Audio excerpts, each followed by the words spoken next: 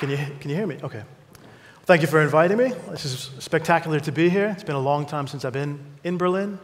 I'm loving this VIP area as well. They've got the tables all the way from Dusseldorf. It's spectacular. So now I'm going to pick on a few people. You, sir, what's your name? Niels. Niels? Yes. Are you from Berlin? Yes. Okay, excellent. Are you a designer or a developer? Developer. Okay, Niels from Berlin as a developer. Excellent. So today, I'm going to talk to you guys a little bit about connecting the digital to the analog. And it's something that interests me, and hopefully I can excite you a little bit about doing things with paper and physical things with atoms instead of bits. But ultimately today, I want to try and convince you that paper is better for some tasks than electronics. And definitely, I'm not a Luddite, and I do love my iPhone and I love technology. But there are certain things that I think we forget about, that paper and paper products and cardboard are really, really, really good at. My name is Brian Suda, and like I said, today I'm going to go through a couple of the random projects and interesting things that I've been working on to hopefully get you interested. A little bit of background about myself. I'm from St. Louis, Missouri, right smack dab in the middle of the US. Not spectacularly the most interesting place in the world. There I studied computer science, did computer programming, and after that, got a little tired of it, so I moved to Scotland, up into Edinburgh, and where I studied computer science and computer programming some more. When I finished that, the UK wouldn't let me stick around on a US passport, so I was slowly making my way west, and I stopped off in Iceland, and I've been there, 7, 8 years now, doing software development and computer programming. For the first couple of years, I worked for an enterprise software company, and around about 2, 3 years ago, I kind of switched gears and realized I'm not a very good programmer. I know how to do it, I can do it, but that's not necessarily what interests me. So the last kind of 2 years, I've been fumbling around trying to figure out what it is that I want to do. Doing some data visualization stuff, still programming, and I've been experimenting quite a lot with paper products. And sort of where I'm sitting is there's a lot of small, interesting kind of careers. I think photography is a really good one, where there's a lot of science and technology in photography, but at the same time, there's this whole art of composing a good picture and knowing what to do and what is a good photo. And sort of that overlap, this person is labeled as wonder. And I think that's a really good kind of a thing for both myself and anyone else out there. We all do technical things or we all do design things, but in that sort of overlap is really where the curiosity is and the wonder. And the last day and a half have been really, really good. We've seen some technical things, some inspirational things, and I think in that overlap, so there's inspiration, there's happiness, and there's wonder. So what I want to kind of hopefully do in the next 45 minutes or so is make you wonder a little bit. This is something I did a few years ago. I tried as kind of a little project to myself to cram an entire year calendar down to a little single business card. And I've got a bunch here. If you want some, come find me afterwards. And it's actually a horrible, horrible calendar if you're trying to find a dentist appointment or meet your friend next Thursday for lunch. But what it's really, really good at is figuring out what day of the week any day of the year is. And that's all I cared about. So I can show you an example here. So 25th of December, Christmas this year, is going to be on a Thursday. In 2015, 25th of December is going to be a Friday. Now, I've completely already forgotten your name. Niels, when's your birthday? 30th of May. So the 30th of May, so over here we can go to 30, up to May, it's going to be on a Saturday this year, or next year, 2015. So that's good for you. So again, this is a great thing. You can try and find out anniversaries, your own birthday, or other important points in your life. Niels. Niels from Berlin, born May 30th, mother's maiden name, and first name of your pet. You at least learned something in the last presentation. But as Mark was saying, a couple years ago, we did this notebook of the Eyjafjallajökull volcano that erupted in Iceland back in 2010. That's the one that caused all the chaos all across Europe. And sort of as a Christmas present, we decided we wanted to do something nice and make these beautiful letterpress notebooks. And when you start getting into physical things, you quickly realize to print 200 of them or 1,000 of them, there's not much of a price difference. So we went ahead and printed 1,000 of these notebooks, sent out a bunch to friends and family and other important people around Christmas time, and then we had like 600 left, 600, 800 left. So we didn't know what to do with them, so we put them online just on Etsy to see maybe some other people will find it fascinating.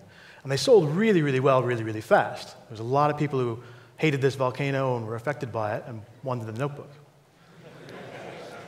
So earlier this year, we started a Kickstarter project where we tried to recreate 6 sort of interesting islands from around the world, one on each notebook. And it went really, really well, and if you're interested in Kickstarter stats, I can talk to you about that later. But kind of our goal wasn't to sit there as designers and illustrator and draw these islands. You know, myself and my friend, we're both computer programmers. We wanted to figure out how can we pull in digital information into some sort of analog, physical piece of object. And along the way, we learned a lot about GIS software, satellite photos, digital elevation models. And what we tried to do is try and automate the whole thing to where we would get a satellite photo, run it through some GIS program, get the height lines, put that into Illustrator, and then there's a massive lot of cleanup you need to do, and then kind of come to a final product. So what we were trying to do is get that step from taking something from the digital world and making something analog. So yeah, those are the notebooks. So I want to give you a little history about paper, because we've had paper for quite a long time, and we know how paper works, and we know what's good for paper. Sort of before paper, we used to write on bone, wood, and clay. But again, it's huge and clunky. You know, no one's going to take War and Peace on clay tablets, put it on the back of the camel, and ride out into the desert for a weekend. It just wasn't particularly practical. But that's okay, because our first computers weren't very practical either. You know, and we've gone through lots of forms of technology to miniaturize this, and now, you know, the computer that you have in your pocket is way, way, way more complicated than the one that some of the early computers. So we know how technology trends, and paper was no different. These things I find interesting. These are tally sticks. They're actually pieces of wood, and if you bought something or were in debt or paid your taxes, they would notch the piece of wood. So maybe if you owed 100 euros, they'd notch it 10 times to know that you owed 10 sets of 10. But the brilliant thing what they did then is they split the wood in half. And maybe the bank or the tax man would keep one half and you'd keep the other. So it's an early carbon copy receipt.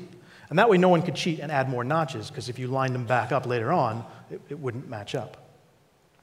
And King Henry I, in about 1100, introduced this as actually a form of currency. And it's a bit strange because the UK used these tally sticks for about 700 years, up until 1826. They were actually using this system. In 1834, they kind of realized this is pointless. We've got coin money and paper money now. Let's move on a bit. So they collected all the tally sticks that they had from the Exchequer's office, took it down to Parliament, threw them in the stove. The fire got out of control and burned down Parliament. So papyrus was sort of the first sort of papery type of thing that we would recognize. And that was invented about 3,500 BCE. So that was about 5,500 years ago. So for the last 5,000 plus years, we understood paper. We know paper. We've used paper in some sort of form. After that, parchment takes off about 300 BCE due to the Library of Alexandria. There was so much knowledge. They were collecting so many things. They were using all the papyrus that was available. So parchment kind of popped up as this plucky upstart company who's like, oh, there's not enough papyrus around. We're going to invent parchment. So that was about 300 BCE. About 2,200 years ago, so about 200 BCE, China kind of invents paper. This is paper as we know it. Before that, they had silk, and they had silk documents, and they knew how it worked. The problem with silk is it's just not very economical. They wanted to emulate that, but just with a cheaper form, so they came up with paper. There are definitely instances where silk is useful. This is a map from World War II of Milan, and it's printed on silk.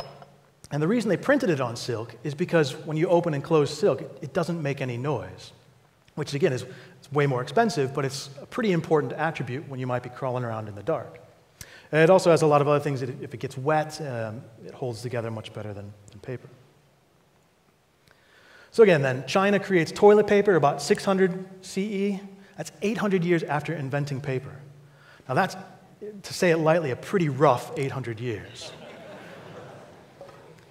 And then 1120, we see the first paper mills coming into Europe via Spain from North Africa.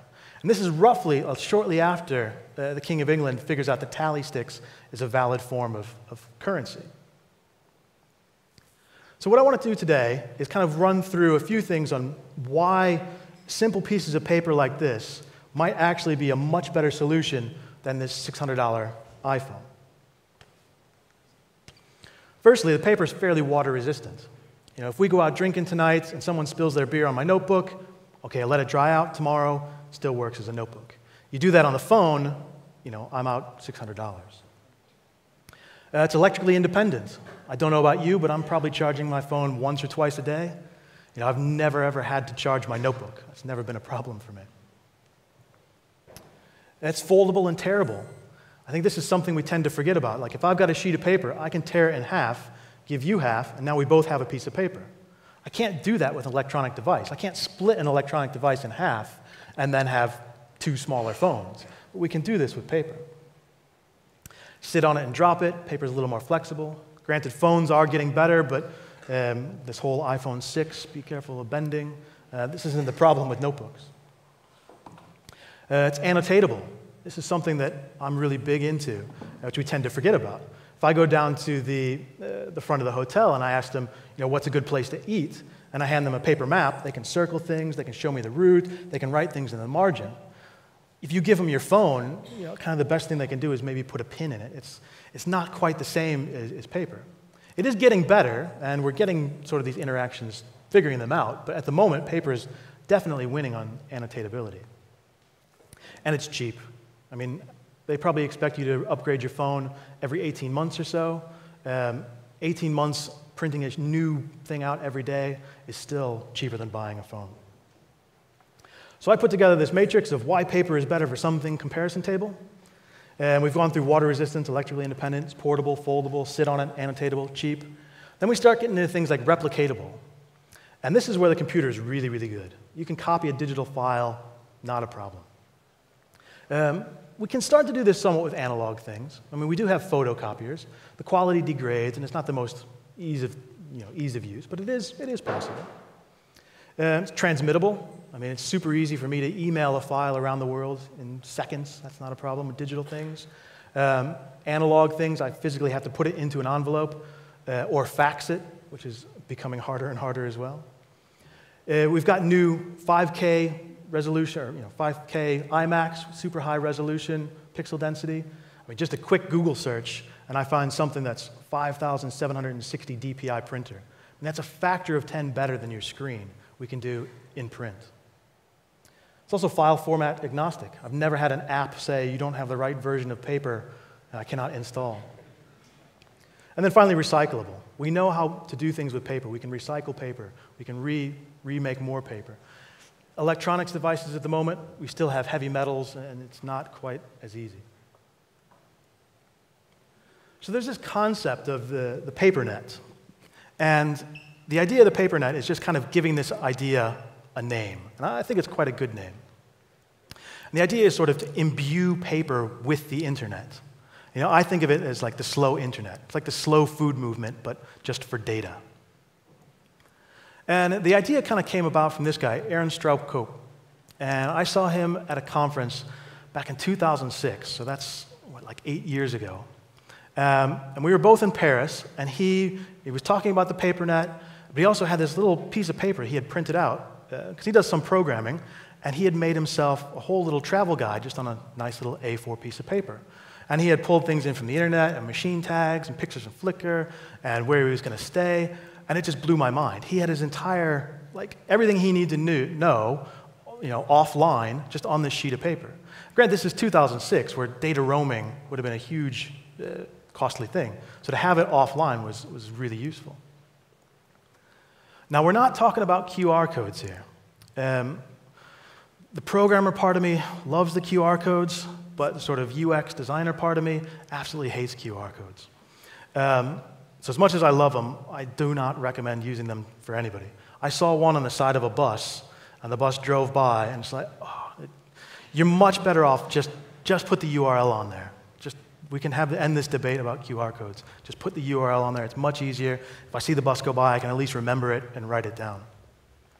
But we're not talking about QR codes, because QR codes are really, their goal is to go from the analog to the digital.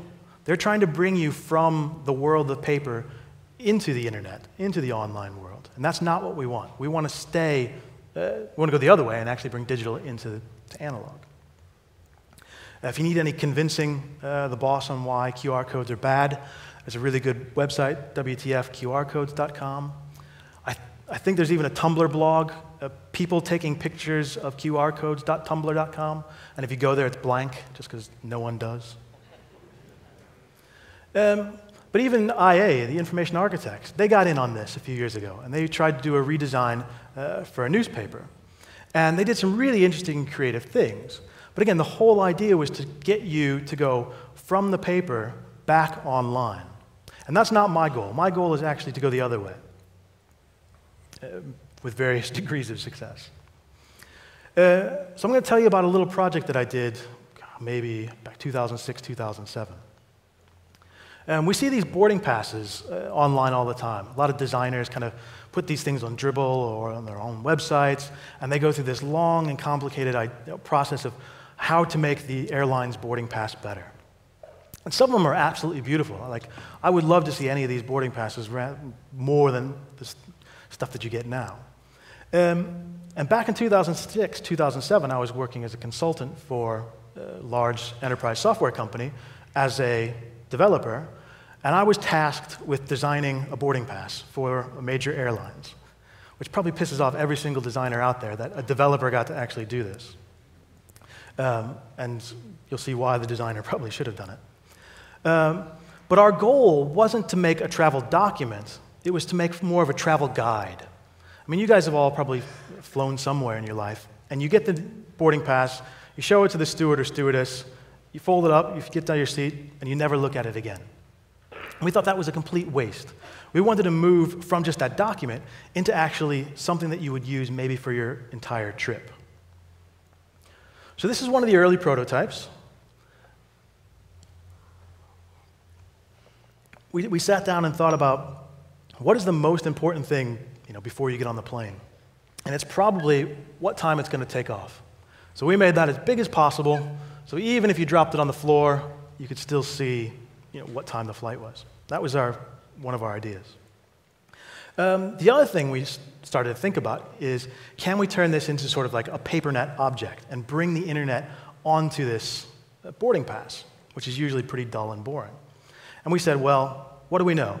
We know where they're flying to, so why don't we just put the 5-day weather forecast? Because you can only print these things out maybe 48 hours before you were leaving.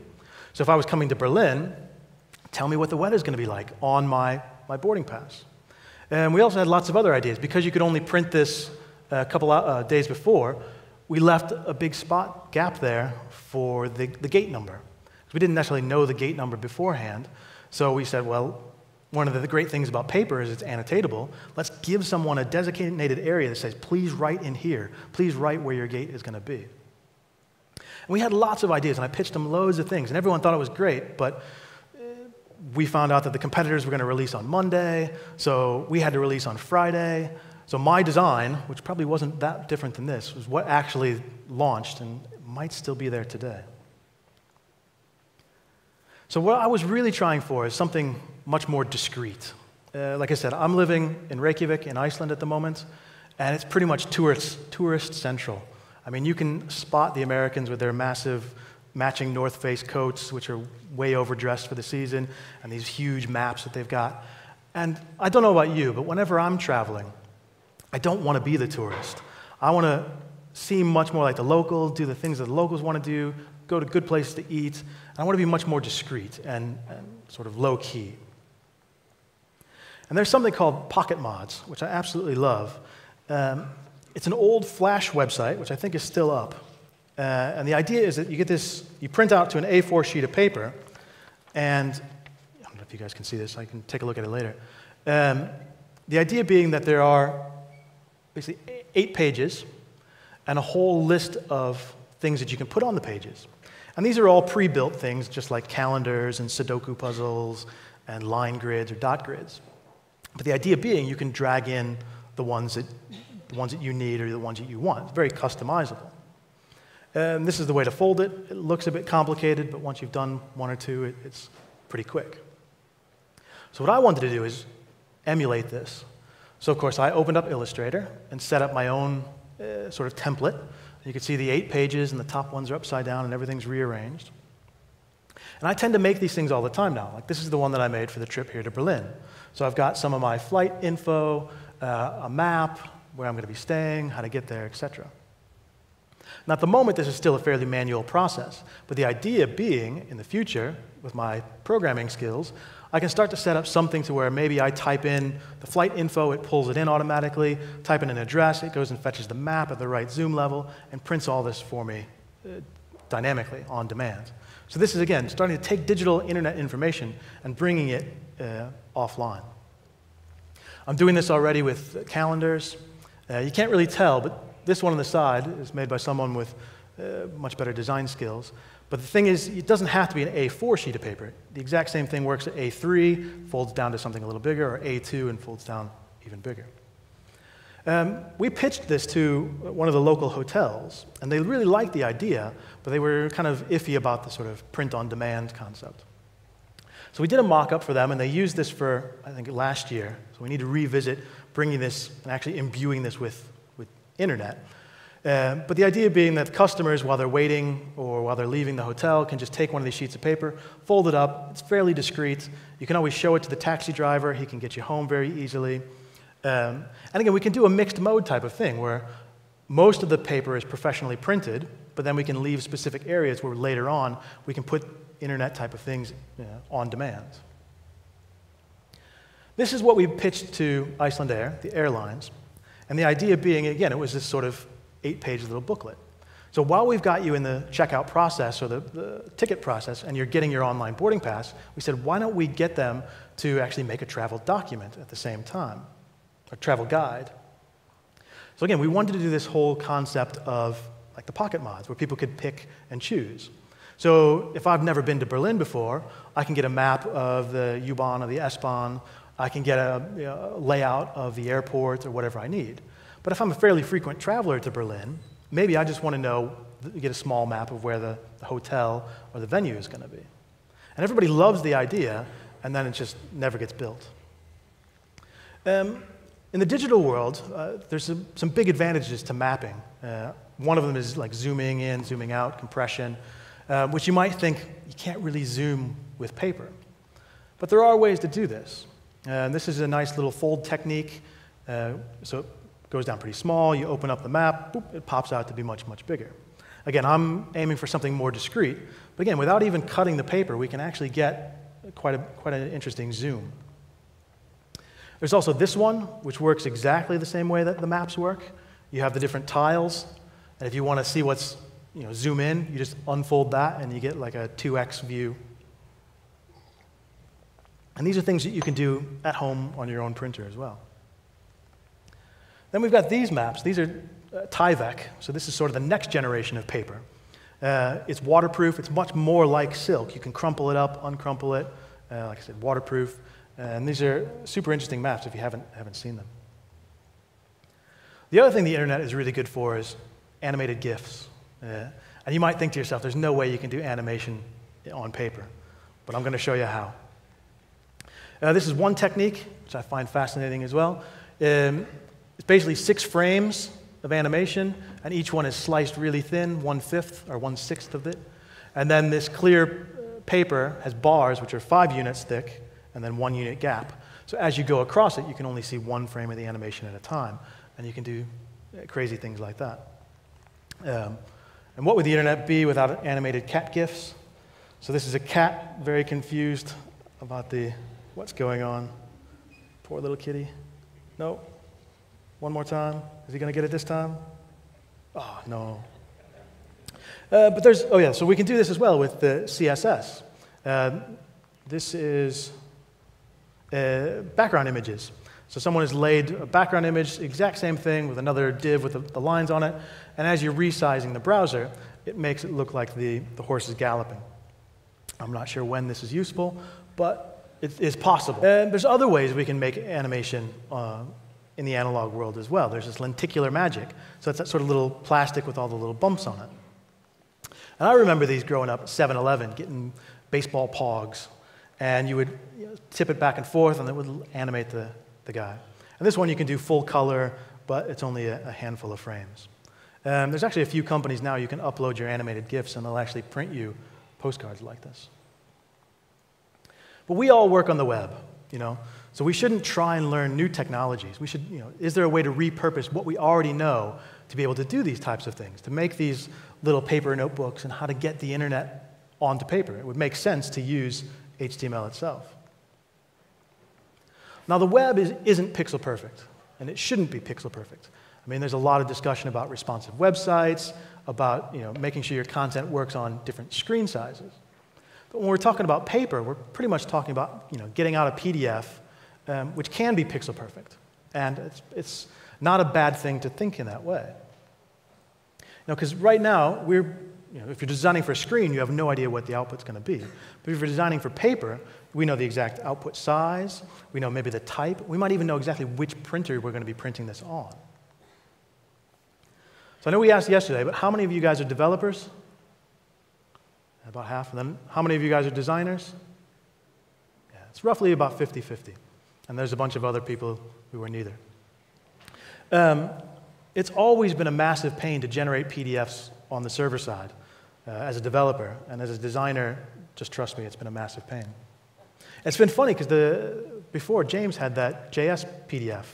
And I've created PDF as a service. So this is all open source, and we're going to go quickly through how to make your own PDF generation engine.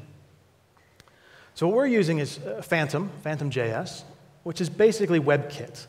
And once you know that it's WebKit, we can target all sorts of crazy things specifically for that, which you would never do for the web itself. Phantom.js is free. If you want to download it, you can get that there, but you don't need to. The next thing you need if you want this PDF as a service working is just some sort of Git. Either you need to understand how to do it on the command line, or there's a bunch of GUI tools for that. And then there's our repo, where we actually have the HTML to PDF service. So once you know a few of these things, it's pretty straightforward. First thing we need to do is get that code from GitHub to locally, so git clone the URL. Then I recommend Heroku, super simple, free, online cloud hosting. I have no idea where the servers are, don't really care, it's free. Sign up for that. On the command line, you'll need to download the tool belt. So the next thing we do is Heroku Create. That creates a server somewhere, I don't know, doesn't matter. We want to deploy the code, so we type git push Heroku master. That copies the code you got on line 1 up to the server. This is the really annoying one, which you just have to type in to get Phantom working. Restart everything, type Heroku open, and that'll launch a web browser, and you'll get that. So in about 6 steps, you can go from nothing to a PDF, HTML as PDF web service. Is that okay, Niels? Pretty good? Okay. So this is what you'd see, and all it is just a post form. So you paste in your HTML, or you post to the endpoint, and it just gives you a PDF back. And it's really great. For those of you who those 6 steps were probably too much, Heroku now has a deploy to Heroku button. So if you go to the GitHub repo and just scroll to the bottom, click that purple button, it'll ask you 1 or 2 questions, and then you've got your own PDF service. So now there's no excuse for any of you not being able to generate PDFs from HTML. And I went through that really, really quickly, I know, but I'll have this at the end as well if you want to have a bit more information. So we want to reuse a lot of the things that we already know. And there's a lot of CSS specifically for print that we tend to forget about. The great website, caniuse.com. Normally, we use this to figure out which attributes work across browsers and what we're going to have to do to shim it back. But we can actually use caniuse to figure out, is this going to work on WebKit? because that's all we really care about, because that's what Phantom is running. So there are things like rotate. Pretty straightforward, rotate 90 degrees. With this, we're pretty much making divs, and you want to put them upside down, rotate 180. You don't need to know about all sorts of absolute positioning or flipping or anything like that, just the rotation. Page break before and after, if you're generating long reports. We can do things like page break before always. So every time you get an H1 or an H2, we can force a page break. And that's super useful, like I said, if you're generating multi-page long reports. But it's something we tend to forget about when we're just designing for screens. Display inline block. Sometimes you need to use this. Things don't work. Ideally, what it is, if you want to keep a table or an image all on one page, set it to inline block, and it won't split it in half. Then we get things like multi-column layouts. So we're talking about flexibility and folding and rewrapping text. I was thinking this morning as well, we could probably rewrite a lot of this using Flexbox as well.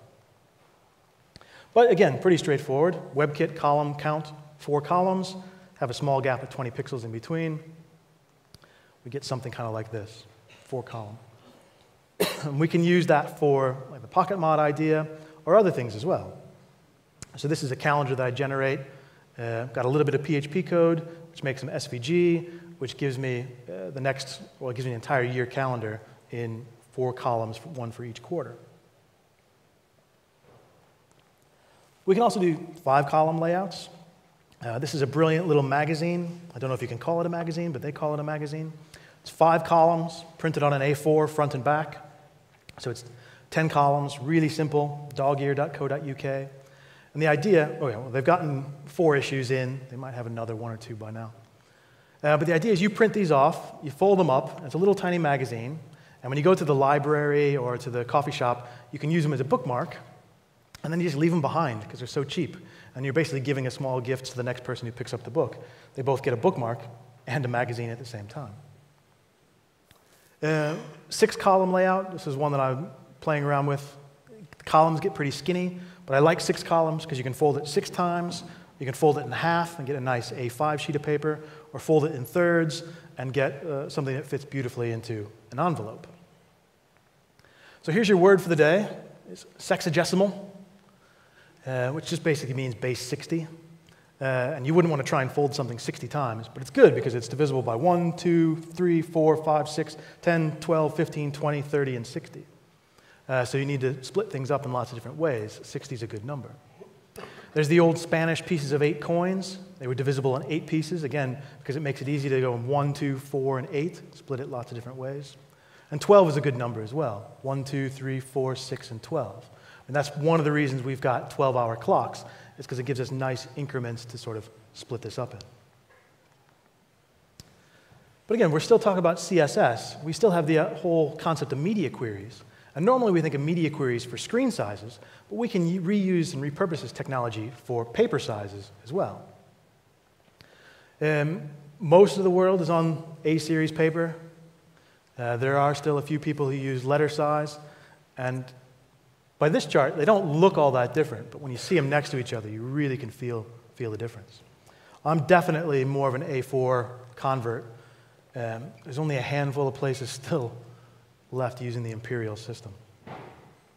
But again, using media queries, or maybe a bit of specific CSS styling, we can change the output. You leave the same content, but change the output a little bit so it fills up the print area perfectly. Now, like I said, we want to think about pixel perfectness, but that still doesn't mean that we can forget about different size output devices. Bindings, this is something that I'm interested in, but it's always tricky to try and sell. You can't tell the major airlines, like, oh yeah, just print out 5 sheets and then have somebody get a rubber band and a paper clip to hold it all together. But for some personal projects or small print-on-demand things, this is a really simple and cheap way to hold things together, like the hipster PDA type of thing. This is the one that I'm quite fascinated with at the moment. It's hard to tell, but there's 3 notebooks here, and they've got one band which connects the first notebook to the third notebook, and that loops around. and holds those two together. And they've got another band which goes from the second notebook around the spine or the keel of the book, and also holds that end. So with two really simple pieces of string, a rubber band, you can hold basically three things together. And that's what I've been doing. I've been playing around with quarterly little calendars, and there's three A4 sheets of paper just held together with two rubber bands.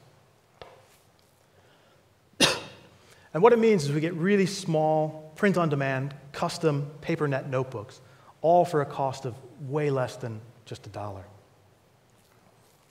And that's great.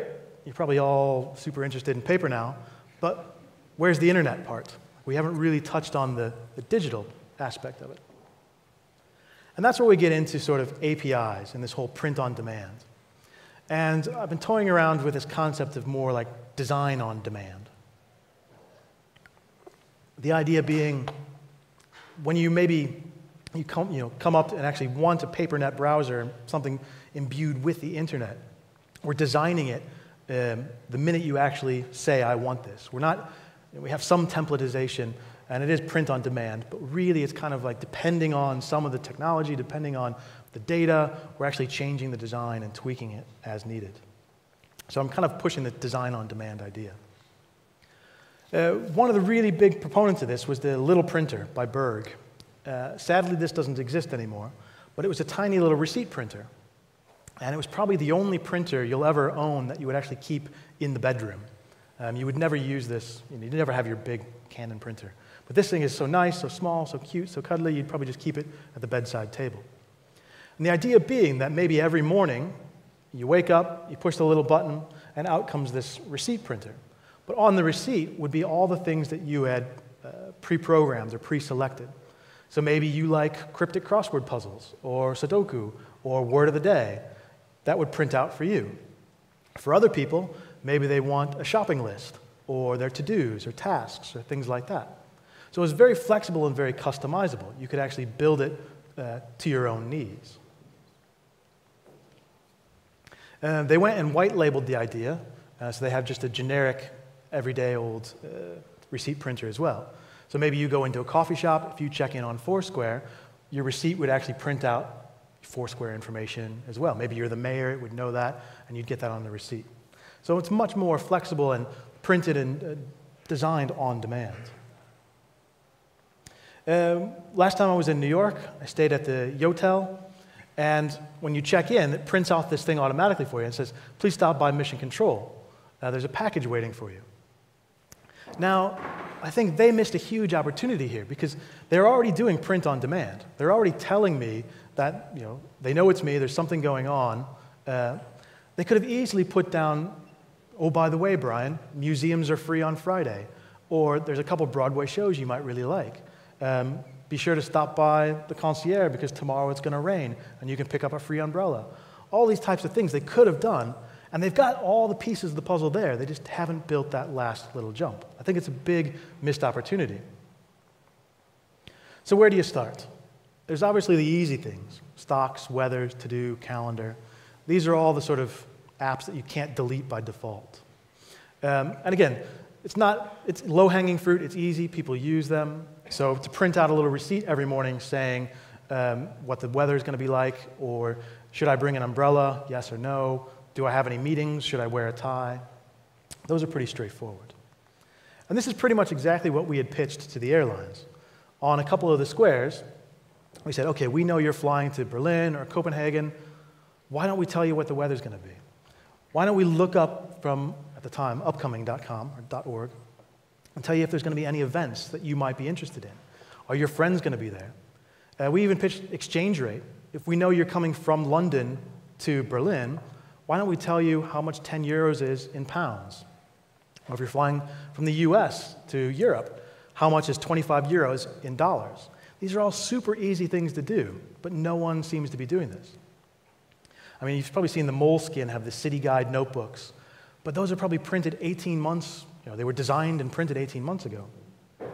There's almost no way they can have up-to-the-minute, upcoming type events or even the exchange rate.